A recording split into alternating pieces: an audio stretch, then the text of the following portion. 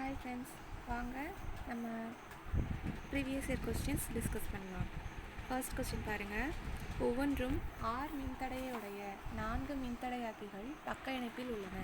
இவ்வமைப்பின் தொகுபயன் மின்தடை அப்படின்னு கேட்டிருக்காங்க. எல்லாமே ஆர் அப்படிங்கிற மின்தடையை தான் குறிக்குது, சரிங்களா? அப்போது இதோடைய தொகுபயன் மின்தடை அப்படிங்கிறதுக்கான ஃபார்முலா என்ன அப்படின்னா 1/RP இஸ் ஈக்குவல்ஸ் டு 1 எல்லாமே ஆர் தான். அதனால் நம்ம எல்லாமே ஆர்னு எடுத்துப்போம். 4யுமே என்னென்னு எடுத்துப்போம்? ஆர்னே எடுத்துப்போம். இப்போ இந்த மாதிரி இருக்கும். இப்போ கீழே எல்லாமே என்ன இருக்குது? ஆர் தான் இருக்குது. அப்போது ஆர் மேலே இருக்கிற நாமினேட்டரை என்ன பண்ணிடலாம்? ஆட் பண்ணிடலாம். 1 + 1 + 1 + 1 4. ஓகேங்களா? நம்மளுக்கு இவங்க கேட்டிருக்கிறது RP தான் கேட்டிருக்காங்க. அப்போ அதை அப்படியே இன்வெஸ்ட் பண்ணி எடுத்துக்கலாம். R/4 அப்படின்னு சொல்லிட்டு. அப்போ ஆன்சர் சி, சரிங்களா? இப்போ அடுத்த கொஸ்டின் பாருங்கள். கீழ்கண்டவற்றில் எது சிறந்த ஒடுக்கும் கரணி அப்படின்னு கேட்டிருக்காங்க. H3PO3. அடுத்தது பாருங்கள். பின்வருவற்றில் எதனை வெப்பப்படுத்தினால் அனிசோல் கிடைக்கும் அப்படின்னு கேட்டிருக்காங்க. அதுக்கு ஆன்சர் என்ன அப்படின்னா C6H5ONA + CH3I அப்படிங்கிறது தான். அடுத்தது பாருங்கள்.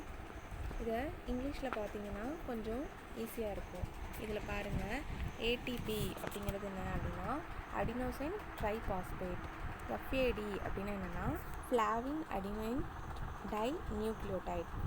NAD அப்படின்னா நிக்கோட்டினமைடு அடினைன் டை நியூக்ளியோடைட். இதில் வித்தியாசமாக இருக்கிறது அப்படின்னு பார்த்தீங்கன்னா EMP அப்படிங்கிறது தான், சரிங்களா? அடுத்தது பாருங்கள். ஒரு வித்திலை தாவர குடும்பத்தில் மேம்பாடு அடைந்த குடும்பம் எது அப்படின்னா ஆர்கிடேசி. வில்வம் தாவரத்தின் இருசொற்பெயர் ஏகில் மார்மிலாஸ். 19ஆம் நூற்றாண்டில் மக்கள் தொகை பெருக்கம் அபரிதமானதற்கு காரணம் என்ன அப்படின்னா தடுப்பூசி மற்றும் மருந்துகளுடைய கண்டுபிடிப்பு. ஐ டூ வாட் ஐ டூ என்ற புத்தகத்தினை எழுதியவர் யார் அப்படின்னா ரகுராம் ராஜன். இது ஒரு கரண்ட் அஃபேர்.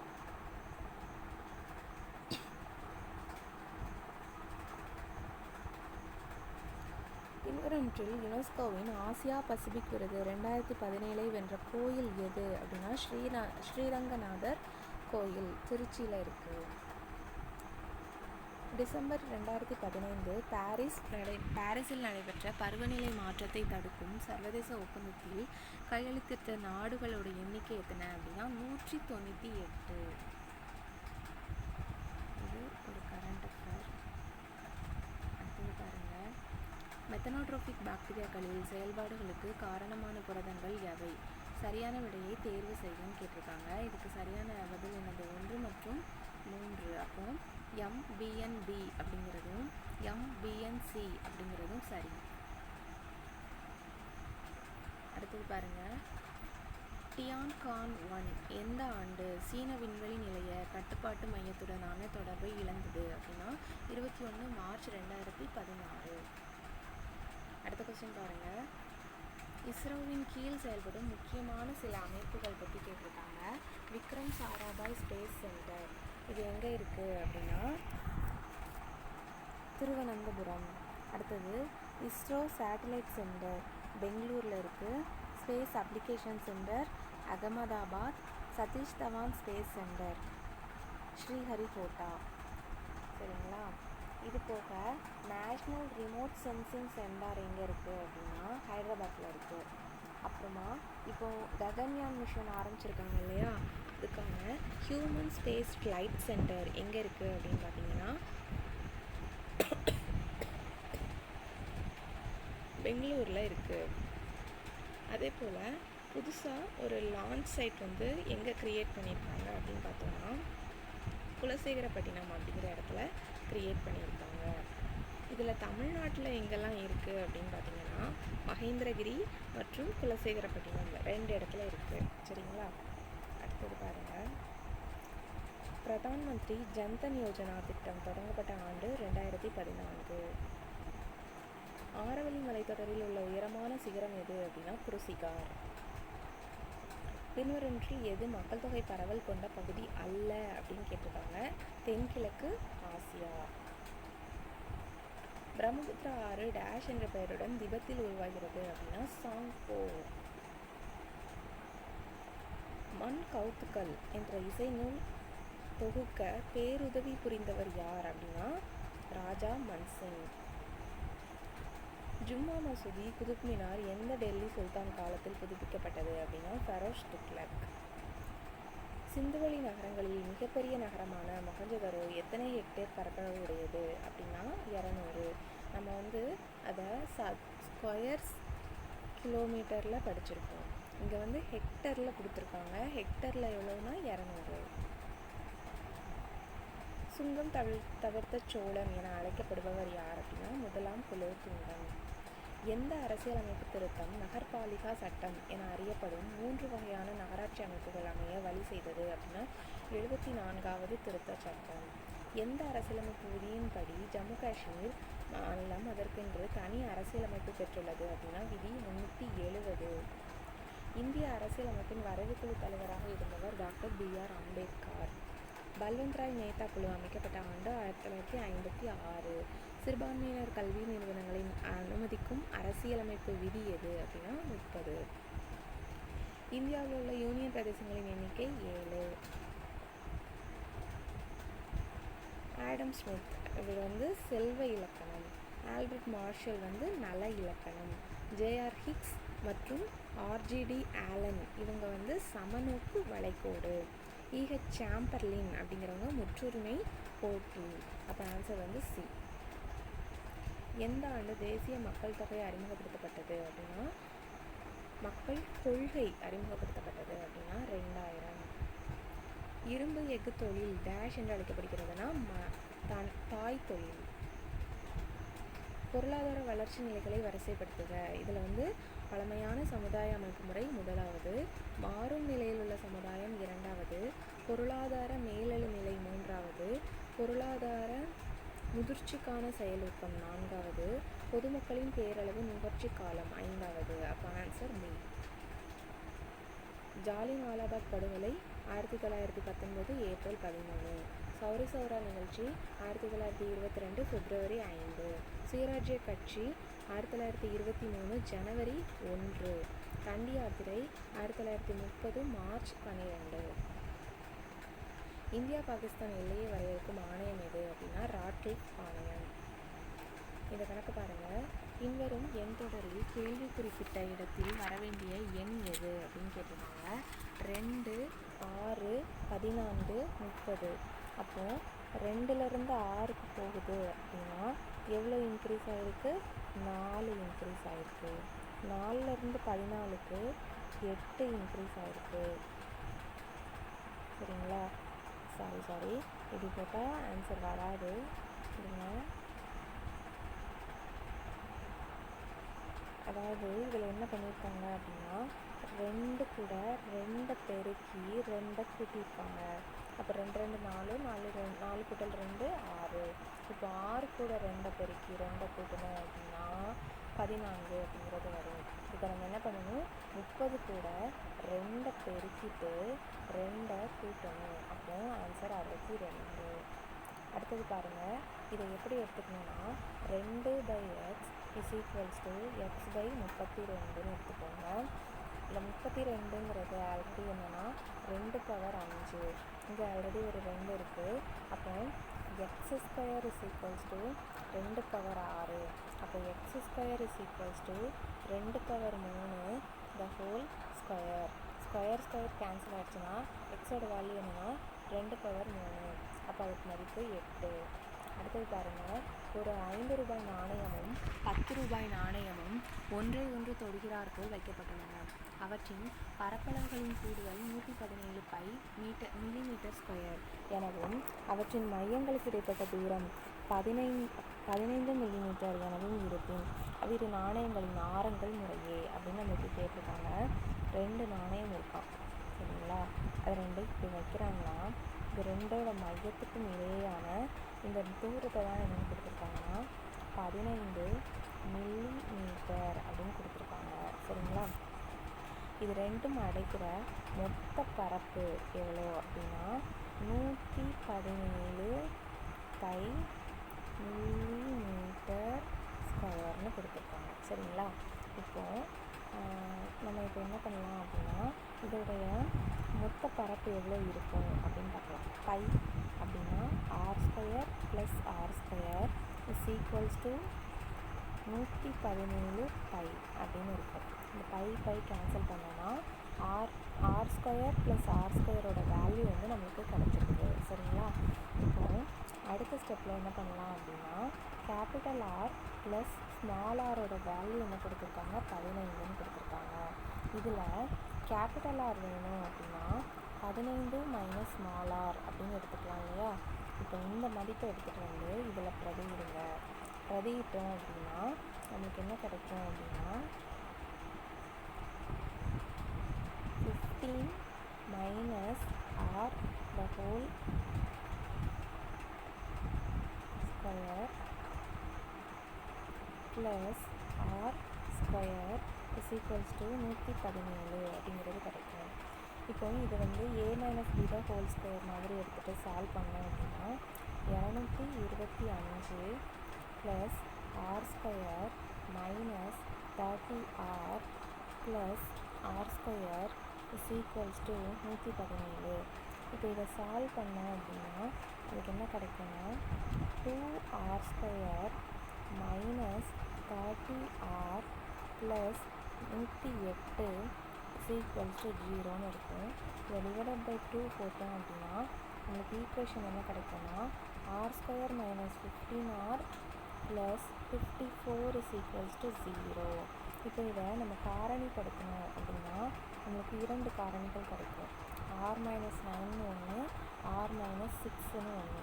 அப்போ ஆரோட வேல்யூ 9,6 அப்படின்னு இருக்குது. அப்போ ஆன்சர் என்ன அப்படின்னா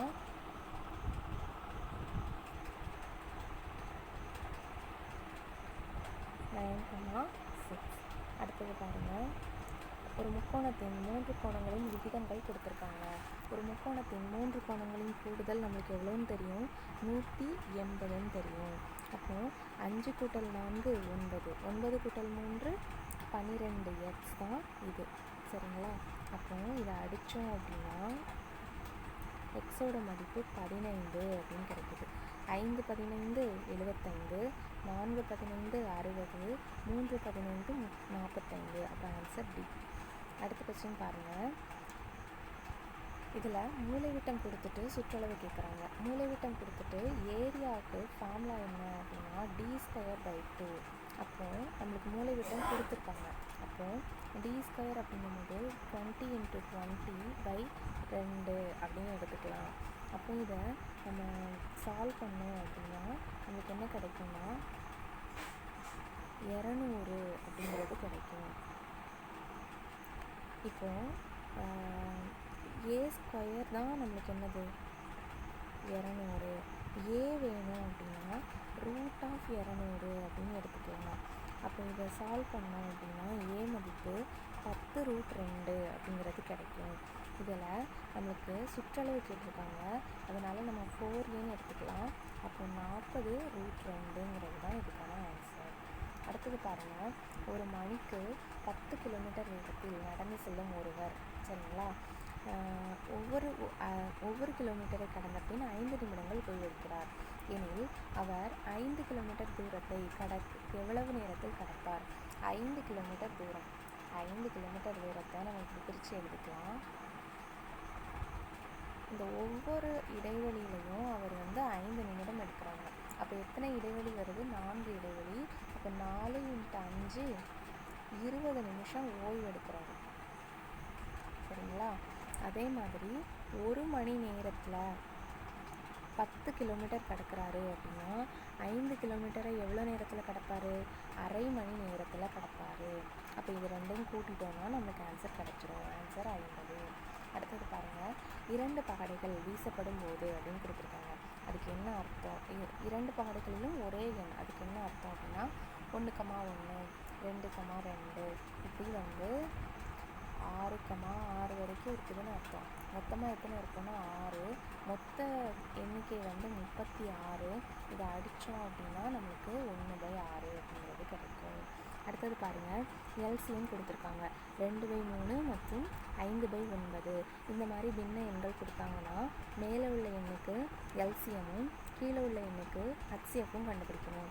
அப்போது 2 5 10, இது 2ல் ஹச்சிஎஃப் எவ்வளோ அப்படின்னா 3, அப்போ ஆன்சர் 10/3. ஒரே 6 அளவு கொண்ட முழு கோளத்தின் புறப்பரப்பிற்கும் அரை கோளத்தின் புறப்பரப்பிற்கும் ஒத்த புறப்பரப்பிற்கும் உள்ள விகிதம்னு கேட்டிருக்காங்க.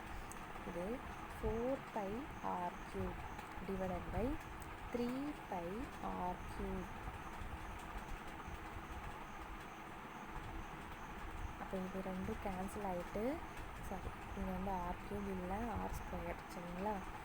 அப்போ இது 2 கேன்சல் ஆகிடும். அப்போ ஆன்சர் வந்து 4/3.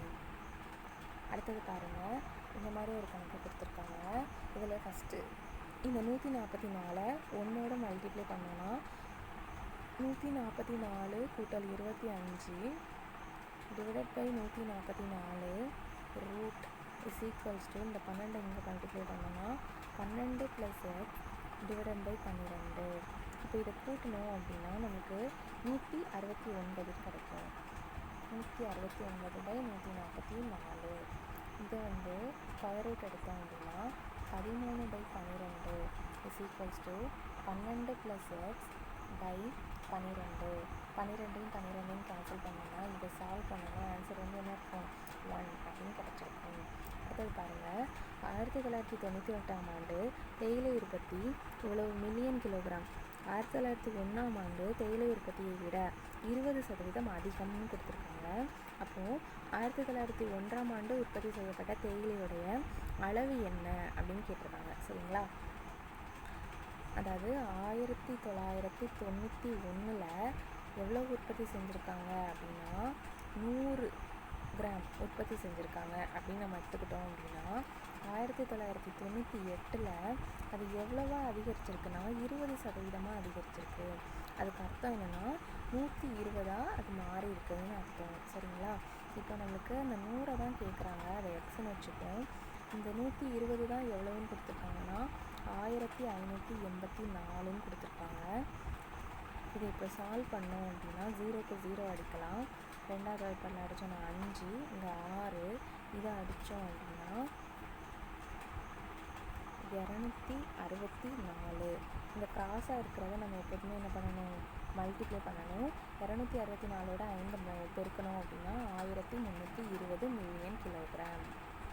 அடுத்த கொஸ்டின் பாருங்கள், 20 ஆட்கள் 6 நாட்களில், அப்போ 20 ஆட்கள் 6 நாட்களில் 112 மீட்டர் நீளமுள்ள சுவரை கட்டி முடிக்கிறாங்க. அப்போ 25 ஆட்கள் 3 நாட்களில் எவ்வளோ சுவரை கண்டுபிடிப்பாங்க? இதுக்கான ஆன்சரை நீங்கள் போட்டு பார்த்துட்டு கமெண்ட் பண்ணுங்கள். அடுத்தது, மின் உயர்த்தி மேல் நோக்கி முக்கப்படும் போது மனிதனின் தோற்ற எடை, அதாவது லிஃப்டில் போகும்போது தோற்ற எடை எப்படி இருக்கும் அப்படின்னா உண்மைய எடையை விட அதிகமாக இருக்கும்.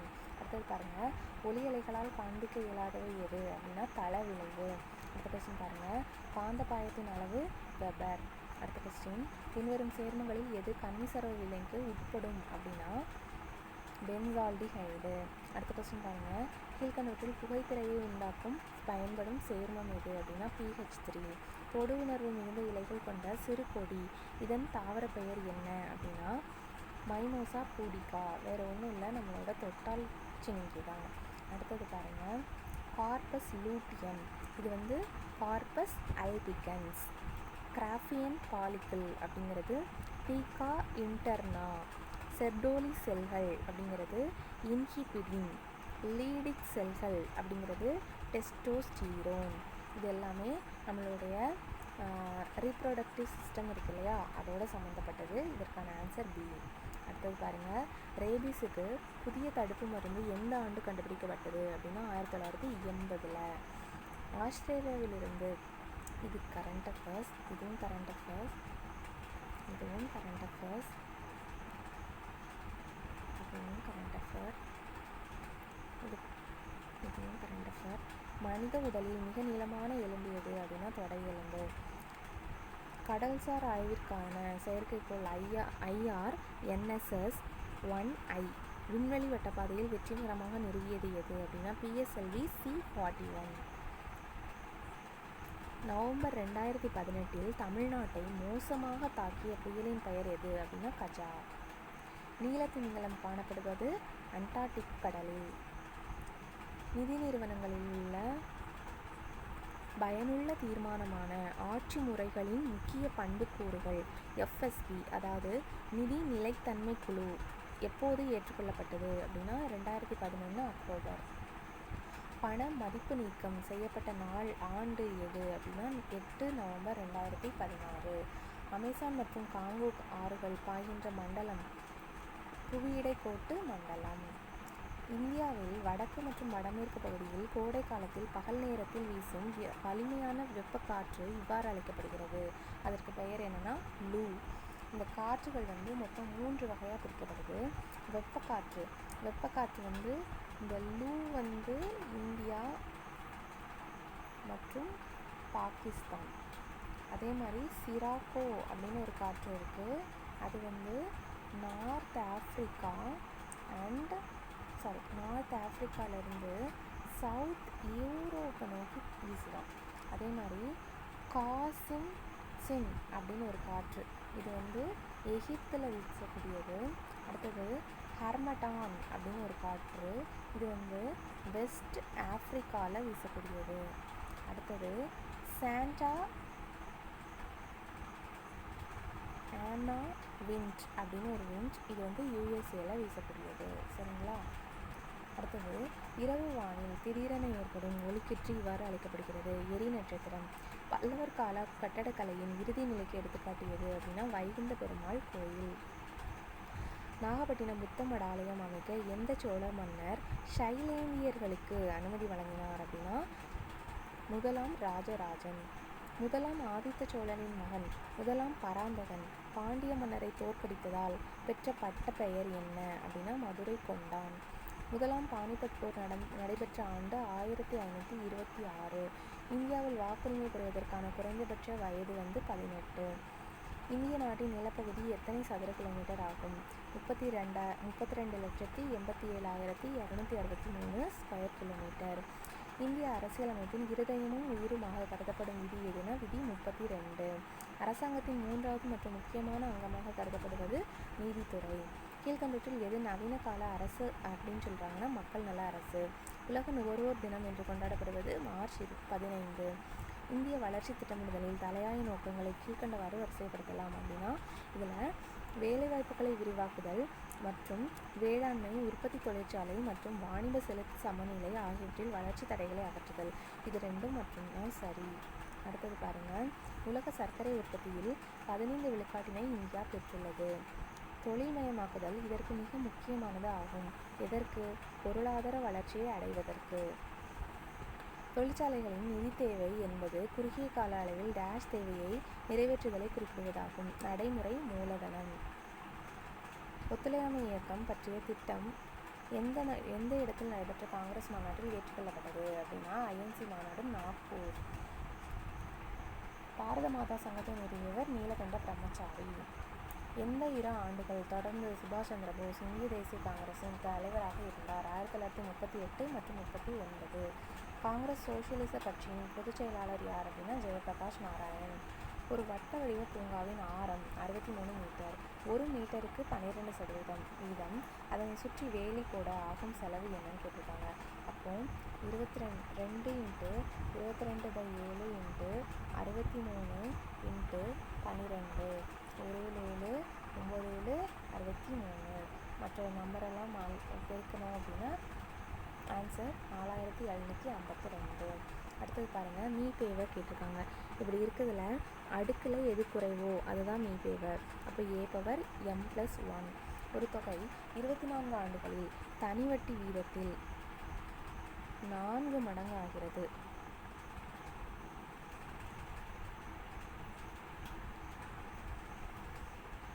எத்தனை மடங்காகிறது? 4 மடங்காகிறது. அப்போ 3 Pன்னு எடுத்துக்கோங்க. P கேன்சல் பண்ணிடலாம்.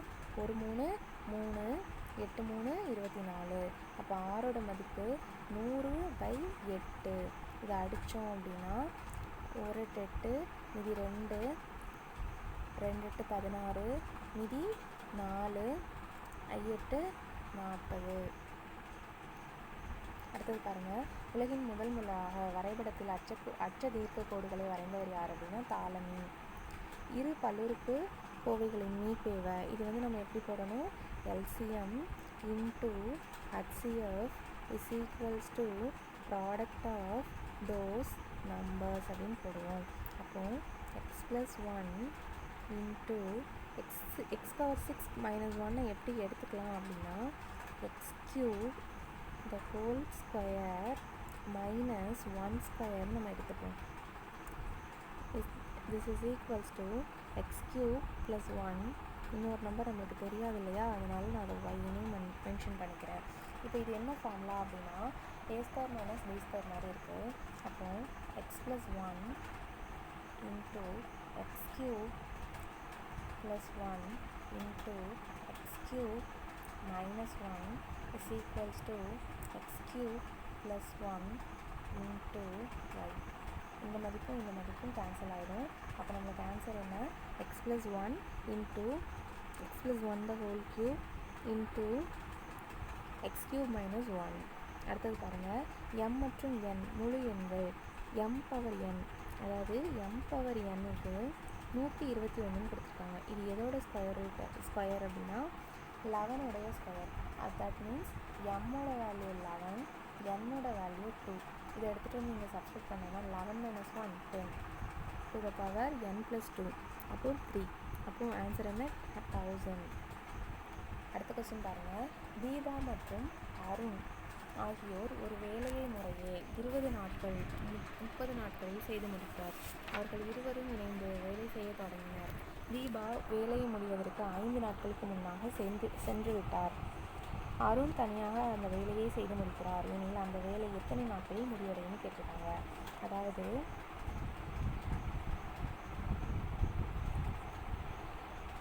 அந்த 1/20 1/30 இதை கூட்டணும் அப்படின்னா உங்களுக்கு என்ன கிடைக்கும் அப்படின்னா 60. மேலே என்ன இருக்கும் அப்படின்னா இது வந்து 3 பங்கு இருக்கும், இது வந்து 2 பங்கு இருக்கும். சரிங்களா? இப்போது இதில் ஒரு விஷயத்தை நல்லா கவனிச்சுக்கோங்க. முழு நாட்களும் யார் வேலை பார்த்துருக்காங்க, அருண் தான் வேலை பார்த்துருக்காங்க. அவருடைய இது மதிப்பு என்ன, 2. அப்போது அவரை எத்தனை நாட்கள் வேலை பார்த்துருக்காருன்னு வச்சுக்கலாம், x நாட்கள் வேலை பார்த்துருக்காரு. இவங்க எத்தனை நாட்களுக்கு முன்னாடி போயிட்டாங்க, 5 நாட்களுக்கு முன்னாடி. அப்போது x minus 5ன்னு இவங்களை வச்சுக்கலாம். ஓகேங்களா? this is equals to 1ன்னு வச்சுக்கோங்க. அப்போது இந்த 60 இங்கே எடுத்துகிட்டு வந்துட்டோம் அப்படின்னா 3x minus 5 plus 2x is equals to 60. இதை உள்ளே பெருக்கணும் அப்படின்னா 3x minus 15 plus 2x is equals to 60.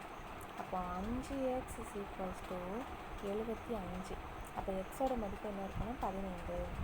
60 metre நீளமுள்ள சீரான எடை 80 கிலோகிராம் எனில் 141 மீட்டர் நீளமுள்ள அதே கம்பியின் எடை எவ்வளவுன்னு கேட்டிருக்காங்க.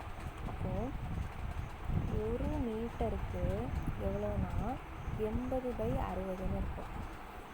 அது 144 மீட்டருக்கு எவ்வளோ இருக்கும் அப்படின்னா 80/60 இன்ட்டு 141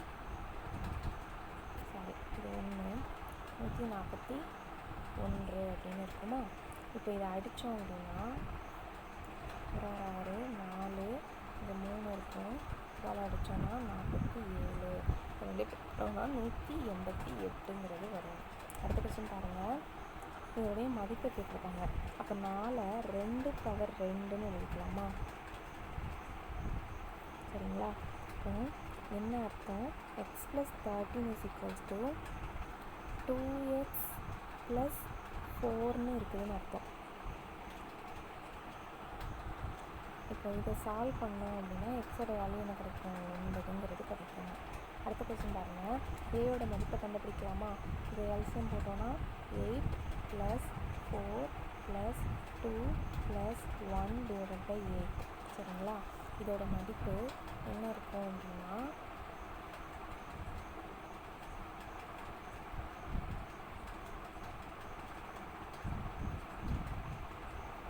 15/8. இப்போ இதை வச்சு பியோட மதிப்பை கண்டுபிடிச்சோம் அப்படின்னா 1 + 15/16 இஸ் ஈக்குவல்ஸ் டு 31/16. இந்த மதிப்பை எடுத்துகிட்டு வந்து கழித்தோம் அப்படின்னா, ரெண்டும் கழித்தோம் அப்படின்னா நமக்கு என்ன கிடைக்குன்னா 1/16. சரிங்களா? அடுத்த கொஸ்டின் பார்க்கலாமா?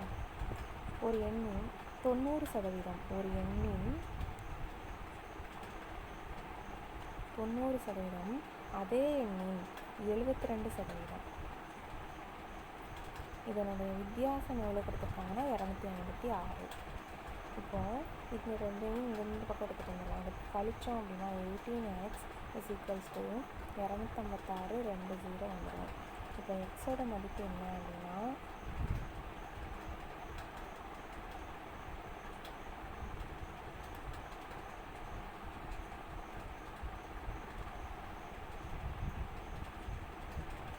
256 20/18 இருக்கும். இப்போது இது அப்படியே வச்சுக்கோங்க. 54%, இதனுடைய 54% கேட்டுக்கோங்க. அப்போ என்ன பண்ணிடலாம், இந்த மதிப்பினுடைய 54% 2 டேர்ம் இருக்கும். இது 66ன்னு கட்டாகும், ஒரு டைம் கட்டாச்சுன்னா 3ன்னு கட்டாகும். இது 256 3 பெருக்கணும்னா 768.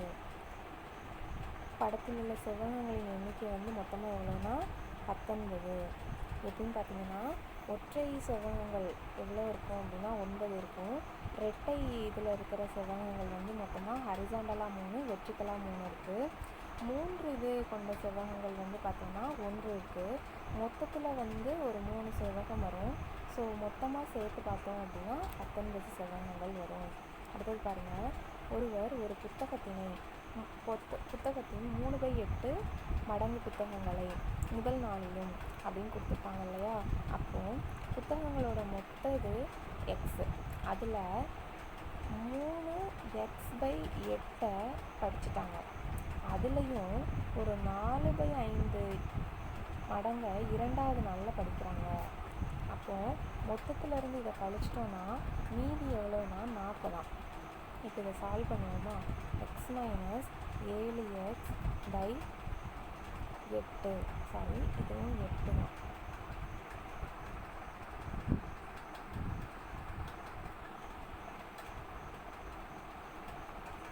Is equals to 40.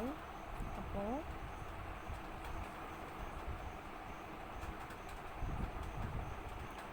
இது பண்ணோன்னா x/8 இஸ் ஈக்குவல்ஸ் டு 40. எக்ஸோட மதிப்பு எவ்வளோ இருக்கும் அப்படின்னா 320 இருக்கும். சரிங்களா? இதோட முடிஞ்சு.